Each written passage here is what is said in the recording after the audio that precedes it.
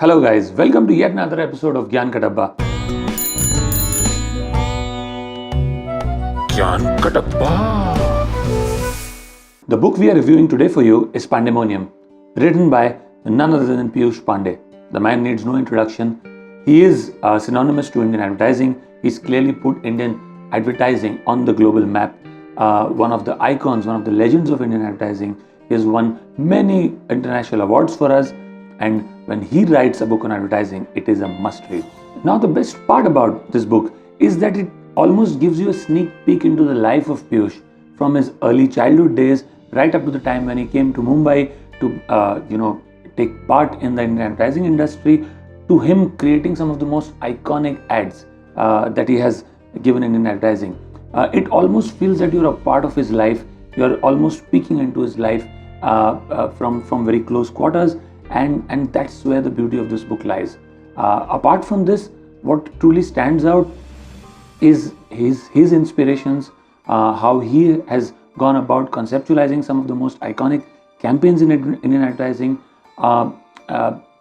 places, people, experiences that have influenced him, that he has sought inspiration from, and how he sees the future of Indian advertising going forward. The best part about this book that Piyush has written is it's almost as if he's giving you a sneak peek into his life. It's almost as if you're looking over his life from very close quarters, from his early days of his childhood in Jaipur, to him becoming a Ranji Trophy cricketer, to him coming to Bombay and then joining O&M, and then going on to create some of the most iconic ads Indian advertising has ever seen. He talks about his inspirations, people he looks up to, some of the most iconic campaigns that he's been a part of, how he's gone about conceptualizing those campaigns, how he's gone about dealing with some tough clients, some amiable clients, how he's gone about building teams, how he's gone about and looked at advertising beyond just a television commercial, and also reinvented himself with newer mediums that have come in, whether it be outdoor, whether it be ambient advertising, whether it be below the line advertising, whether it be experiential advertising, or whether it be the most recent digital advertising. And it's very interesting, to get a grasp of how he sees and how he views advertising going forward. And that's why I'd strongly recommend this book as a must read for anyone, whether he's from advertising or otherwise, because the most important part of the book is that it breathes, it smells of India. It talks about all his experiences across the country and how much inspiration there is that one can get from this country of ours. And just for this, I'd recommend strongly that you go ahead and grab a copy of this book. One important point he makes is how inspiration is all around us and possibly our own set of family and friends. He talks about how big his own family is. He comes from a family of 7 sisters and 2 brothers, including himself. And in fact, the name of the book has come from his family WhatsApp group called Pandeymonium. And let me just quickly read out what he has to say. So he says, we need to build a community of friends or people around us who possess different talents. And he goes on to explain how almost each sister of his comes from a different field. Someone is a doctor, someone is a singer, someone specializes in botany, someone is an actor.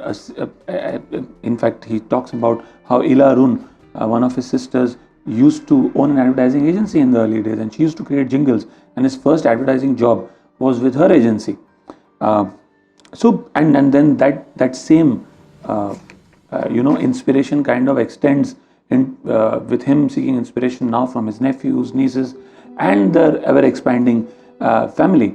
So that's something that truly stood out for me. Another point he makes is how he's sought a lot of his inspiration from cricket, which is reflected in one of his most iconic pieces of work that he's done for Cadbury Dairy Milk, which is the girl running on to the field for the dairy milk ad. And he himself used to be a Ranji player to start with. When he moved on from cricket and when he decided that he wasn't good enough to go to the next level, and when he came into advertising, some of those memories of his cricket days still stay, and he seeks a lot of inspiration from them, which he says has helped him a lot in creating some of the most iconic commercials centered around cricket as a theme. Another interesting nugget from the book is how he seeks inspiration from carpenters, cobblers, because primarily he doesn't see them as just carpenters and cobblers. He clearly sees them as artists. He talks about how he's seen them work at very close quarters, during his childhood in Jaipur, and a lot of that inspiration that he's sought from them is now reflected in his outstanding work that he's done for Fevicol and Fevikwik, and that clearly is quite interesting to see how he sought inspiration from those people and used that in some of the iconic advertising that he's created. Also, what's interesting to see is he's dedicated a complete chapter in his book around the magic of music and how important music is in uplifting an ad film. And he goes on to give specific example and many such examples of films like Bonvita, one of the most iconic Vodafone films of all time, which is the network ad featuring the pug, one of the most iconic toothpaste films, which is the Kya Aap Close Up Karte Hain, to one of his most iconic songs, that the public awareness campaign that he did, Mile Sur Mera Tumhara, which showcases the diversity that India has as a country. And it's very fascinating to see how he's gone about lifting some of these campaigns by ensuring that the music perfectly fits the bill. It's a chapter one must focus a lot of attention on, especially people who are new to advertising. Another important point he makes specifically with regards to ads is how to use celebrities. An important point he makes is that it's also a responsibility of the advertising agency that they use the celebrity well. He says when you work with the celebrity, the viewer must find the celebrity, the script and the idea memorable, not just the celebrity. And the point he makes is that if you end up using a celebrity terribly, it does grave injustice not just to the celebrity itself, but to you also as the writer and the agency. Because clearly you've had an ace with you, you've got a chance to work with a celebrity, you need to ensure that he is used well. Otherwise, the last thing one would want to hear is, you had a celebrity at hand and yet you use him so badly. And this again, he goes on to give the example of how he's worked very closely and used Mr. Amitabh Bachchan very responsibly and very successfully, for especially for ads like the polio campaign, which was one of the most successful public awareness campaigns of all time in India. India became polio free a few years back. He used him for the Kuch Din To Guzariye Gujarat Mein campaign. And again, he goes on to explain how he was very careful in terms of using him responsibly. He goes on to explain the Titan campaign, where he used Amir Khan very interestingly. And some of these examples are in a sense also create learning platforms for upcoming and budding writers and even those who currently have a few years of experience with them in terms of how to use a celebrity responsibly. Another important point he makes is that you must select your sounding boards and select them carefully. People who you trust, people who you believe will give you sound advice and not flatter you. And one of the things he says that there are too many writers and creative people who are very insecure about sharing their ideas with people or seeking advice. He writes, the more insecure you are about your idea, the less you will share it and the less the possibility for a good idea to become great. He goes on to explain how he sought some ideas from Abhijit Awasthi when he was writing the M-Seal film, the iconic leakage M-Seal films where the water droplet falls onto the will, and how an important suggestion from Abhijit went on to make the film so memorable. Initially the thought was that the drop from the leaking ceiling will fall on the signature. It was Abhijit's suggestion that it must fall on the number 1, because once the 1 is gone away, then the entire number of 7 or 8 zeros mean nothing. And that actually went on to create such a huge impact, and that added so much value to the film. And it's such a lovely example of how sharing his idea with someone went on to enhance the final output. Another myth that he attempts to dispel in this book is which most agencies have, that family-run businesses are very difficult clients to work with. And he clearly maintains that Lala is not a 4-letter word. I mean, some of his most iconic advertising has been with family-run companies, whether it is Pidilite, whether it is Bajaj, whether it is the Mumbai Indians campaign that he's done. He goes on to write, look at the continuity in Ogilvy's relationships with family-run businesses. Some of these are 40 years old, some 30 years and so on. The biggest advantage of doing good work for family-owned businesses is that what they do with their employees the same they do with their business partners. They reward hard work and loyalty. And he clearly says that VC family-run businesses as great clients. What makes them more interesting is that they continue to stay entrepreneurial as they grow, resetting their own challenges and consequently the challenges that we are tasked, that is the agencies are tasked to address.